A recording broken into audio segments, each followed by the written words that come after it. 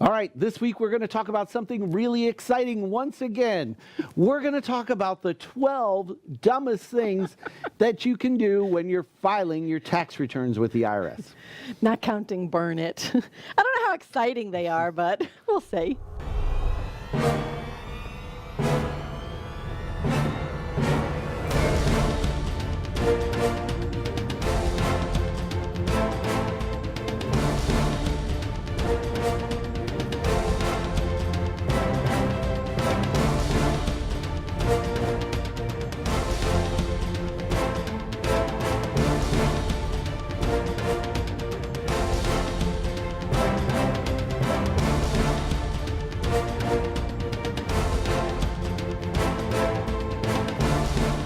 Hello, everybody. My name is Barry Horvath, and this is Moving Forward TV with your local market update.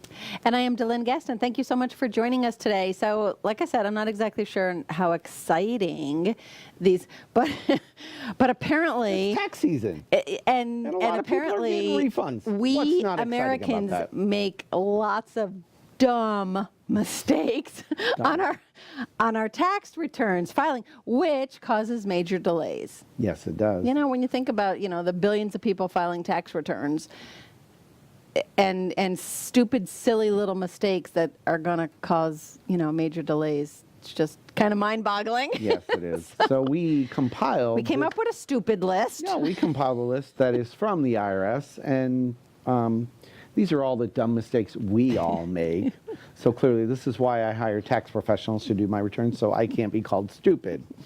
That's just me. So. But wait. So before we get it, maybe, what do you want to do? You want to do the how it affects us first? Sure. Or do you want to do the how it affects us later? Because we both know we get chitty chatty. You might have noticed, and we might not get through all of this. So maybe let's do first the how it affects us stuff and that kind of thing, and so why. Tell us how it's going to affect us. No, you tell us, because you're the one who I don't said. know how it's going to affect us. Dodd-Frank. Oh yeah, Dodd-Frank. No, I'm just kidding. No. So the biggest reason, why do we care? Why do we care? That was it. We're in the mortgage industry, so why do we care? Well, for those of you who've been hiding under the rock for the last 7, 8 years now. Yeah, 9. 2010. I thought it was 2011. No, 2010. Wow, Dodd-Frank came out. I mean, it was after the market crash, after the implosion, after all of the bad things that happened in the mortgage industry. But it's funny, some people don't realize that, like our millennials who are in their 20s right now, they're 10. like, why do I need this? So they were like, they have no idea true? what we're talking about when we talk about the market crash. That long ago. It really wasn't, but it's so far away. But, I mean, Dodd-Frank changed the world. I mean, we used to be able to do stated income loans, stated asset loans, non-verified anything. Now, non-verified anything. Yeah, now you go, you would go, breathe here. Okay, Mr. good. Consumer, You got a loan. You're good. Yeah, you're good. Need $500,000? Got it. And I love it now when people say to me, but my credit's good and I have money. No, you need all of the pieces. You got to have all the pieces. You got to have good credit or decent credit. Right. You got to have some money to put down, which whether it be from down payment assistance or a gift or whatever, and you got to be able to prove the ability to repay that loan. And that's where Dodd-Frank law came into place. So now... That's what they call the ATR, ability to repay. It is a law now. So we have to verify the incomes. We have to verify your IRS tax returns. We have to verify that you still have a job and do employment verifications and things like that. So those of you who are making dumb mistakes are bogging down the system on your tax returns. And slowing it down when we go to verify those incomes, those 4506s. This is why it takes so long to do the stuff. So, which, by the way, the government shutdown didn't help a lot, as we all know. That didn't help with the IRS because, guess what? Everything kind of got delayed during the month of January. So, consequently, although underwriting, I checked with my underwriting department today, and it appears the IRS is caught up again, thank God, and they are on schedule again with processing 4506s accurately and quickly and efficiently for the most part. And why, again, you should provide a tax return to your lender, because the information on your tax return has to 100% match what you're providing. So if you're Barry Christopher, or, if you're Barry Christopher Horvath, or if you're XYZ Company, LLC, however your tax return and the correct address, just because you're at this address now doesn't mean that's what your transcript's under because you lived at another address before. Which you just jumped down to like three and 4 here. Okay, so starting off with number 1. So number 1. Incorrect Social Security numbers. Really? Sorry. But they did say, so you know how you have to put your Social Security for your children as well? So if you, that was nice and professional. Yeah. Let me cough in the middle of this. It just chokes me up. The producer says thanks in our ears. All right, so incorrect Social Security numbers, so not only yours and your spouse's, but your children's and such, because they're going to check all of that stuff. If it's not the same, it's going to put a hold up on it. Right. So that's a big no-no, and that seems like common sense. Right. But I'm surprised at the number of returns that are filed with an incorrect Social Security number. So number 2. Number 2 is wrong taxpayer name. I mean, Bill Smith is Billy Smith, William Smith, and I was going to say, you actually nailed it before. So whatever you did last year, do it again. Just keep it consistent. Look at what you did last year and keep it consistent. So if you did with your middle initial, Barry C. Horvath, or Barry Christopher, whatever you did last year, do it again. It has to tie to your Social Security number. Keep it the exact same. And it does have to match your Social Security number. And make sure your spouse is the same and correct as well. If you got married and she changed her name, it has to match. If she changed her Social Security number, then you got to change the tax return too. If she didn't change the name on her Social Security card, then don't change the tax return. Again, let's go back to number 3, incorrect name. So if your dependents are, obviously they're going to be, if they are a dependent, you're going to list them on your tax return. Look at their Social Security card. Whatever name is on the Social Security card is the one that you must file with the IRS on your tax return. So Form 1040 needs to match the Social Security card. Right. And they check it. And all parties. IRS is checking this with the Social Security Administration. If it's not the same, guess what they're going to do? Delay. Reject. Guess what? You're not getting your refund anytime soon. And it slows down if you are applying for a loan, doing mortgage financing, and we're trying to verify. These are the things that I actually have a funny story, but I don't know that I can tell it on the air. Oh, come on. Give us the PG rated. About somebody who has the wrong birth date. But come on, tell us, DeLynn. Let's Come on, we want to know. Don't you guys want to know? Think about it after the break. We want to know. All right, we'll filter it after break. So. Yeah. All right, number 4, multiple filing statuses. What does that mean? Make up your mind. Make up your mind? Like your wife, you can't file, married filing singly, and your wife files married filing jointly. Right. Or head of household and both of you. Or you're both the head of household. Eeny, meeny, miny, moe. And you know what? You know what the rule is on that? I've learned this actually. If you're separated, filing separately, whichever one they get first is the one they're going to count. I know. So, and this is what ends up happening because everybody wants the deduction. And with the children, if you're separated or divorced or something like that, or filing separately for whatever reason, plan that stuff ahead of time because you are going to end up in big trouble if you're both trying to claim the kids. And you're right. It's first come, first serve. First come, first serve. Whoever hits first wins. So, listen, if you're divorced, hopefully you have it in writing, your agreement, but don't. Both of you should not. If you're getting divorced, put it in writing. Yeah, I mean, get it square because, somebody's going to get penalized and charged back in the end. So, anyway, we got at least 7 more great dumb mistakes coming up right after this break. So stay with us. We'll be right back. Hi, my name is Joe Stalteri. I'm one of the owners of Complete Care Systems. At Complete Care Systems, we do carpet cleaning, upholstery cleaning, tile and grout sealing, wood floor and laminate floor deep cleaning, as well as stripping and waxing of linoleum and vinyl floors and a whole lot more. We also run daily deals and special, which you can find at CompleteCareSystems.com or simply call Tricia up at 727-364-5158 and she'll answer all your questions and give you over the phone free estimates. Or she'll send me out to your home or office to give you an on-site free estimate. At Complete Care Systems, we don't cut corners, we clean them. Okay, we're back talking about one of my very favorite subjects, and it's that time of year again. IRS. It's tax time. You know what? You don't sound very excited about that. I'm not. And when I leave here, I'm going to go home and watch the paint dry. on the wall. Yeah, I know, because that's more exciting. It is more exciting. I know, than IRS. Yeah, we all cringe, right? A lot of us anyway cringe when it comes to that. Stated income, stated asset back. It'd be so much easier. You think it'll ever come back? No, Actually, no. and that was dumb. No. We don't need it back. We you don't know want what? it back. That was not good. I mean, we're in the lending industry. Don't you get that email like every day? Stated income, stated asset I loans, know. and it's hard money loans is what Yeah. those are, and they're only for investment properties. And then I hear, And they're and not 50% loan to value. then the realtors, and 6 points. Yes, yes, You familiar with that? exactly. Yeah. So, it's funny how that works. I mean, stated income, stated asset is a thing of the past, and I don't think it'll ever be back the way it was. Anyway. No.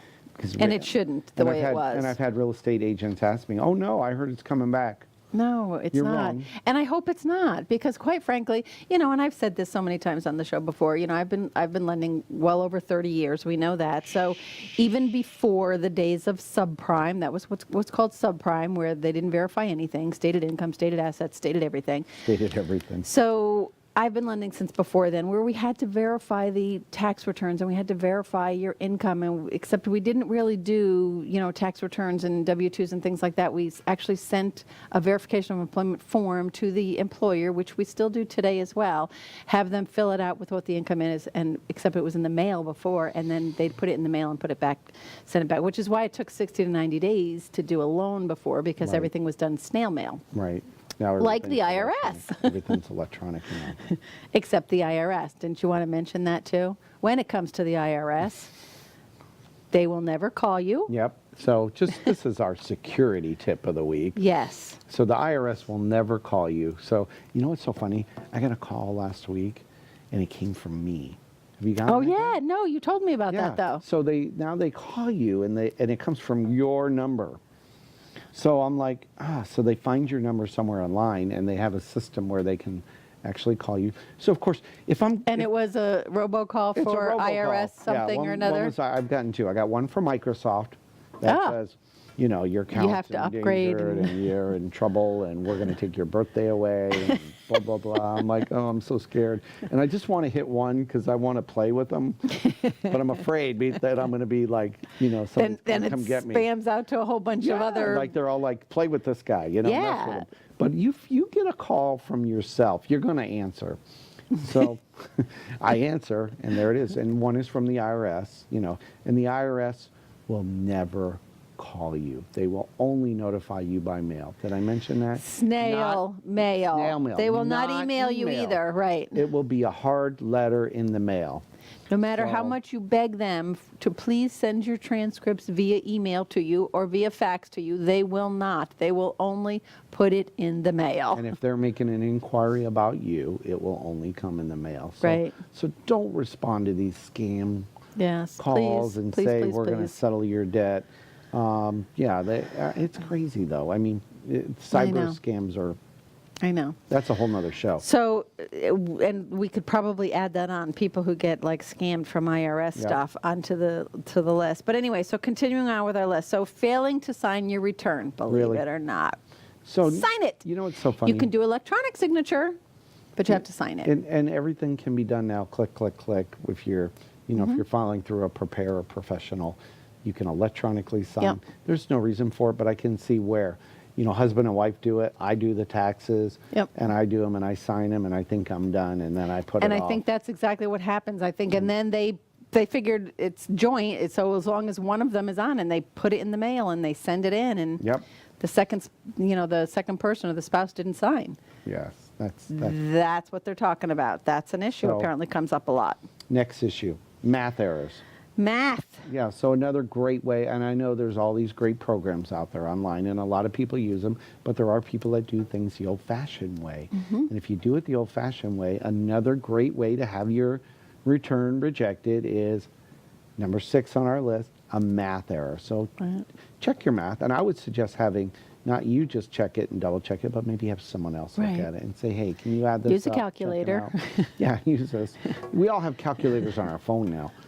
I do. Yeah. And legibly, going along with that, it said also, you know, if you do your math and, you know, you make a mistake and you write over it, yeah, you know, make sure it's clear. You know, cross it out and rewrite or something. Don't just try and change your 8 to a 5 or it's something probably a like bad that. idea. They're going to reject your return, and it's going to stop you from buying a house because they rejected your return, and you're counting on that income. Yep. So, all right, let's go on to number 7. You want to do number 7? Not claiming earned income tax credit eligibility. So double check, and then if you'd like, we can send you these notes because it goes into a chart of based upon if you're married filing jointly or if you're with children, without children, that kind of thing, and what your income is.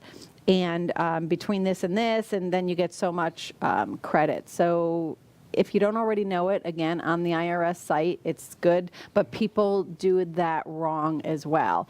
They're either not counting the children, or again, a lot happens in a divorce situation where they're both claiming the children, that kind of thing. So and the numbers change every single year. So again, why you probably want to use a professional. Right, and I know Janae mentioned last year that about the deduction changes. Right. There's going to be so fewer people, I guess, that are going to be able to itemize because of the standard deduction is so high. The standard deduction is so high. Yeah. Again, and this happens mostly in divorced or separated situations, just figure out who's putting the kids under theirs because that's going to change. Yes. All right, number 8 on our list, and I know we're just plowing through these. We are. Not claiming age-specific deductions. So what are we talking about here, DeLynn? I don't know. Talking about someone. What are we talking about? There's over 65. There's actually special deductions for people over age 65. So you might want to look at those. I can get that pretty soon. Oh. So make sure that if you are over age 65, or just know what other deductions may be available to you based on your age. So. Or blind. Yeah. Over 65 or blind. Yeah, so that's why we have these. For So 2018, the additional deduction is worth an extra $1,300 or $1,600 if you're not married and not a surviving spouse. That's pretty exciting. So additional deductions there for you. Yeah, wow. People Anyway. don't know about these things. Nope, they don't. Now they So do. we should get a credit because I wear glasses and readers because I'm pretty well blind. You don't think so? I'm blind to a lot All right. of things too. This seems dumb, but people file electronically wrong bank information.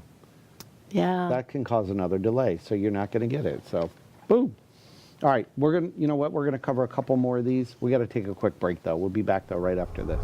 Okay, we're back talking about IRS and dumb mistakes that we make with them, and we just got a couple more because I want to be done with this. I know, me too. Okay, so the other one, look, I even flipped the page already because I'm like, okay, we're done with this. Number 10. Inability to claim dependents. So just double check the ages. Like I have a 24-year-old, and Is he still eligible? because he's still a student, so under certain things, and he can't make more than so much money. The other thing is if you take in an elderly parent or something, again, just double check the age of, the ages have something to do with it, and the income that dependent is claiming. Okay, interesting. Yes, it is All right, very next interesting. thing, big boo-boo, number 11 on our list. Failure to file on time or request an extension. I have to tell you, personal experience on this. I was just telling DeLynn that, last year I filed an extension. Next thing you know, I got a notice from the IRS, says, hey, you never filed an extension. We're penalizing you X thousands of dollars, and they charge you penalties on the penalties. So luckily, my accountant was able to provide a document that showed that he filed that I the did. extension. And, if I didn't have that, who knows? But, then you have to send it in, and you have to dispute it, and then you got to wait, and then throw in a government shutdown. So we'll see what happens with it. But Which is make sure another you keep good reason. keep a record of Records. Keep your records, keep your records, keep your records. Yes. And I'm sure Janae covered that last week too, with Yeah. how it's important to keep your Oh, yeah, records you and for better how keep that long. document. It depends how many years, but some of them are 4 years, some of them are 7 years. Yeah. But another dumb thing that we do, is this our last dumb thing? This is our last dumb thing. Our last dumb Because we're thing. never doing a dumb thing again after this. After 12 dumb things, we're done. We're done with dumb things. Failure to include an identity protection PIN. So I think what they're talking about is in certain states you have the ability to request a security PIN on your tax return. Well, when you file it electronically, yeah, they assign you a give PIN number. You have to put that PIN on. And if you hand write a return, you better put that PIN on there so they can identify you with that. So if you don't do this, they're going to reject your return. And keep in mind, they're going to send you a letter asking you to opt in to the PIN thing. So read all of the correspondence that comes from them, as much as we don't like to, and we just blah, blah, blah, blah, and want to throw it away. It's real important, and it could, these are the things that, big mistakes apparently that. Big mistakes. And why that are little mistakes, but end up causing big problems and because why of do the we delays. care about your taxes? Because when you're borrowing money again, Right. goes back to Dodd-Frank, you need to prove the ability to repay. Some self-employed people need last year's return to qualify because they're, they had a better year. And I was just going to say, so, and getting back to what Barry started with, which how does this affect us and how does this affect you? So a lot of people are using their refunds this year for their down payment and their closing costs and things like that. I'm sure you guys have people doing that. I have people doing that. And one of the things that has come up recently is, can they, because the IRS is delayed in getting out the refunds, can they get one of those cash advances kind of a thing, an advance against their tax return? The answer is no, unless it was done through H&R Block or one of those services, and as long as the money comes from H&R Block. But they can't take their tax return and go to AMSCOT and say, can I get a cash advance? AMSCOT will do it, but we cannot count that. So it's got to be through an approved. The agency who filed their tax return. Right, and not necessarily has to be H&R Block, but I'm Right, sure there's now a I lot just of know that companies do it. they do just that. happen to be one that Yeah. does it, and a lot of companies do that. Wow, a lot of good stuff on I know, on that. Okay, so you the wanna other talk fun about thing. you want to talk about your McMansion? The McMansion. So did you guys hear this? You probably did. The most expensive United States home sale ever. Ever. Billionaire Ken Griffin closes on a $238 million New York penthouse. That's not Ken Griffin, the baseball player, right? No. Okay. Ken Griffin is they say he's a hedge fund billionaire, Ken Griffin. So here's the cool part of the story, though, that I thought was like real, as if that's not interesting enough, right? Okay, so he buys this $238 million New York penthouse, which isn't even built yet. I think he went under contract in 2015. It's one of the tallest buildings in New York.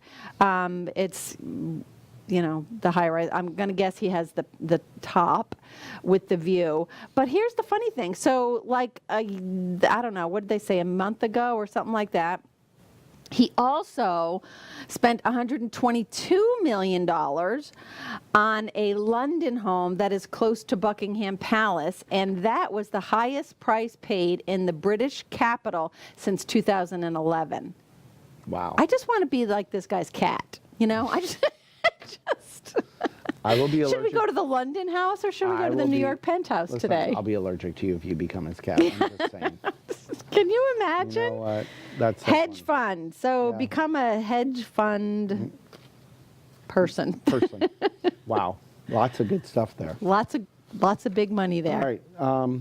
So anyway, we've talked about taxes. We've talked about your favorite house that you're going to be a cat at. Yes. Do you want to talk about the upcoming events going on in the community?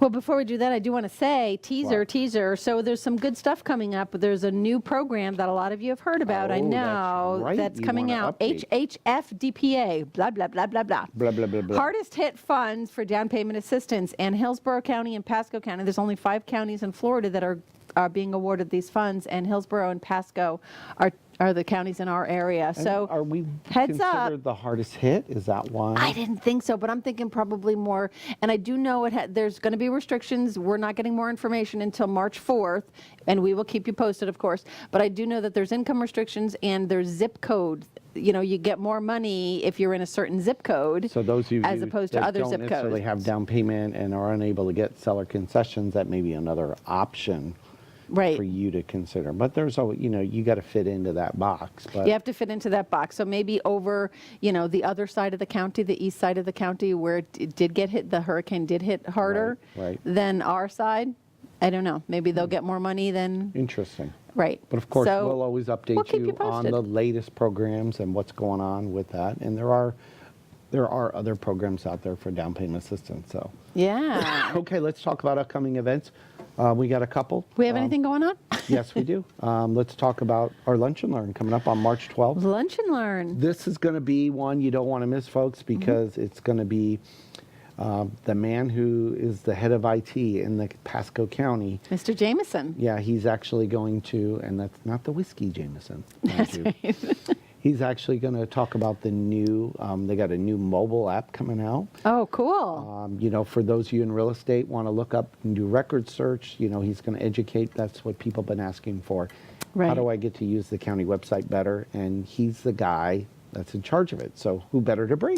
You know, and I got to tell you, yeah, I know, and you guys all asked for it at the Lunch and Learn. You wanted to know more about it when we had Paula O'Neill come in, and everybody's was about the website. And I got to tell you, I don't know if you guys do a lot of research in other states for property searches and such, but we do on the mortgage side, and Pasco County Our already site's has awesome. the best. I mean, it is the best you wanna that I've know- ever. You definitely want to know about all the tools. And we now have there's more availability to on how it, you and can grow your and he's business. improving it. So I'm very excited to see what he has to say. It's going to be exciting. This is open to any real estate agent, any real estate professional. At Carrabba's. It in is at Port Richey. Carrabba's in Port Richey. 11:30, March 12th.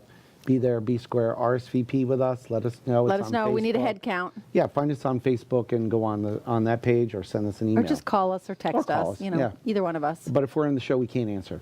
Just saying. My phone is face down right now. In So if those you're breaks, he RSVPing picks it up, and I say, put it down, put it down, yeah, put it no, down. I get yelled at for it. He And then, does. of course, we got coming up with West Pasco Business Association, our charity, our favorite charity of choice. April 26th, we're doing the Cornhole Tournament. Yay. Back on. It's actually be right before Dust Fest, which is a really awesome For the jamming dusty event. old guys. For the dusty old guys, we dust it off, and there'll be a great crowd as always. So go on WPBA.biz, get your team signed up, and That'll hey, be fun. That's it. You know what? Share the show. Thanks Like us. Comment. Comment. Yeah. Good comments only, please. Yeah, social media, share it, however you got. If you got an email, forward it to your friends. We're out there on all the social media sites. We so I don't know are. how you found us, but you'll find us again. Thank you for finding us, and thank you for listening and watching. We appreciate you guys. We Yeah, are thank today you. and every day. Moving forward. See you next week. See you Thanks, next everybody. week. Have Bye-bye. a great one.